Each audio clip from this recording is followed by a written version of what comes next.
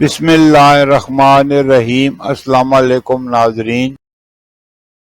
برصغیر میں زندگی کی گاڑی کو آگے بڑھانے کے لیے 3 طرح کے کیلنڈر دیکھے جاتے ہیں، جن میں عیسوی کیلنڈر، اسلامی کیلنڈر اور بکرمی یا دیسی کیلنڈر۔ عیسوی کیلنڈر کے حساب سے 18 جولائی 2025 دن جمعے کا۔ ہجری یا قمری کیلنڈر کے حساب سے پاکستان، بھارت، بنگلہ دیش اور دیگر ممالک میں 21 محرم 1447 ہجری دن جمعے کا۔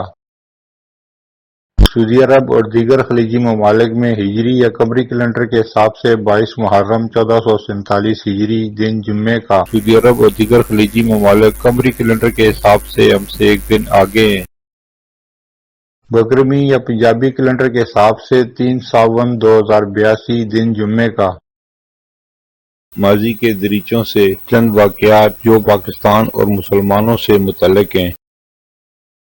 18 جولائی 622 اسلامی تقویم ہجری کا آغاز یکم محرم یکم ہجری 16 جولائی 682 عیسوی سے ہوتا ہے۔ 18 جولائی کے قریب یہ وہ وقت تھا جب رسول اللہ صلی اللہ علیہ وآلہ وسلم کی ہجرت مکہ سے مدینہ کی طرف مکمل ہوئی، جو اسلامی تاریخ کا نقطۂ آغاز ہے۔ 18 جولائی 1947 برطانوی شہنشاہ جارج ششم نے قانون آزادی ہند کے مسودے پر دستخط کیے، جس نے پاکستان اور بھارت کی آزادی کی راہ ہموار کی۔ یہ پاکستان کی قیام کی جانب ایک اہم قدم تھا۔ 18 جولائی 1999 شام میں فوجی حکومت کا خاتمہ ہوا۔ 18 جولائی 1993 پاکستان کے chief of army staff general Abdul Waheed Kakar کے دباؤ پر وزیراعظم میاں محمد نواز شریف اور صدر غلام اسحاق خان اپنے اپنے عہدوں سے مستعفی ہو گئے۔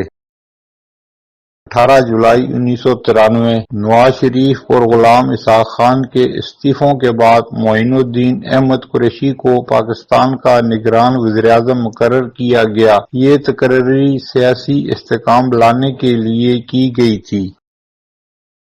18 جولائی 2019 عالمی عدالت انصاف نے کلبھوشن یادیو کیس میں فیصلہ سنایا، جس میں پاکستان کے موقف کی جزوی حمایت کی گئی۔ 18 جولائی کو اس فیصلے کے اثرات پاکستان۔ پھر ملیں گے اگلی ویڈیو میں، جب تک دیجیے مجھے اجازت۔ اللہ حافظ۔